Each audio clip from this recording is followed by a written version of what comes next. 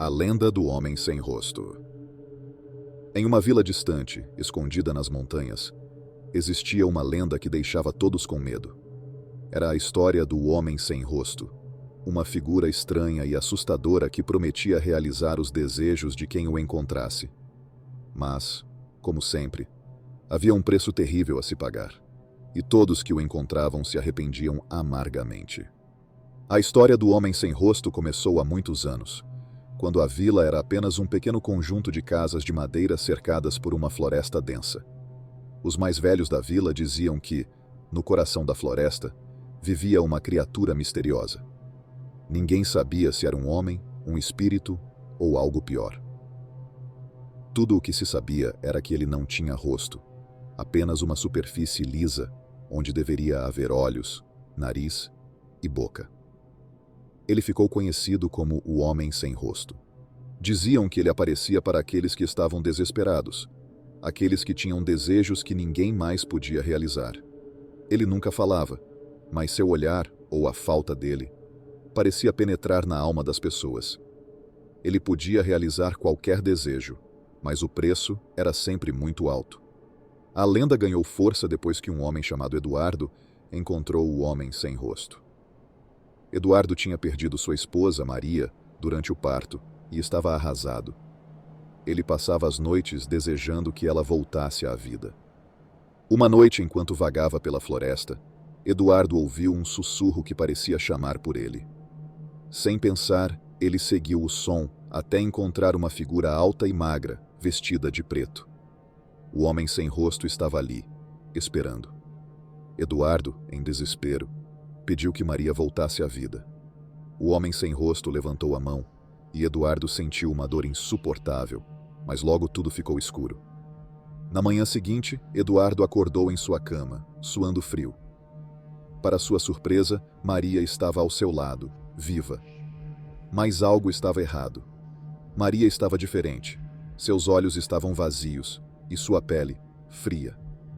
Eduardo tentou ignorar, mas a cada dia, Maria ficava mais estranha e distante. Uma noite, Eduardo acordou e encontrou Maria de pé ao lado da cama, olhando para ele. Seu rosto estava mudando, se tornando liso e sem traços, como o do homem sem rosto. Antes que Eduardo pudesse reagir, ela o sufocou com suas mãos geladas. Na manhã seguinte, Eduardo foi encontrado morto, com o rosto completamente desfigurado. Depois da morte de Eduardo, outros na vila começaram a procurar o homem sem rosto, seduzidos pela promessa de ter seus desejos realizados.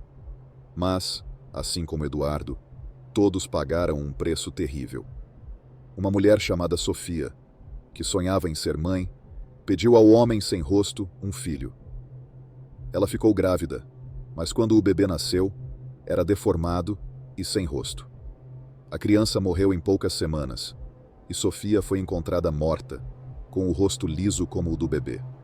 Um fazendeiro chamado Miguel, em dificuldades financeiras, pediu ao homem sem rosto por riqueza. No dia seguinte, suas terras estavam cheias de ouro.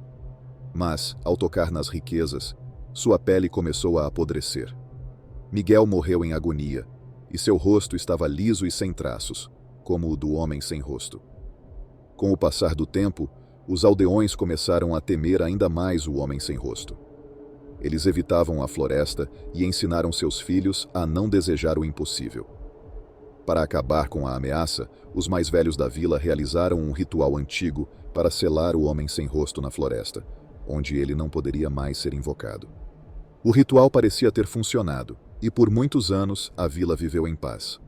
Mas a lenda nunca morreu completamente. Alguns acreditam que o homem sem rosto ainda está lá, esperando na escuridão da floresta, pronto para realizar os desejos daqueles que ousarem procurá-lo. E o que ele toma em troca é sempre o mesmo: seus rostos e suas almas. A lenda do homem sem rosto é um aviso para todos sobre os perigos de desejar o impossível. Ele ensina que o preço desses desejos é sempre mais alto do que se imagina. Então, se algum dia você ouvir um sussurro na floresta, pense duas vezes antes de seguir o som.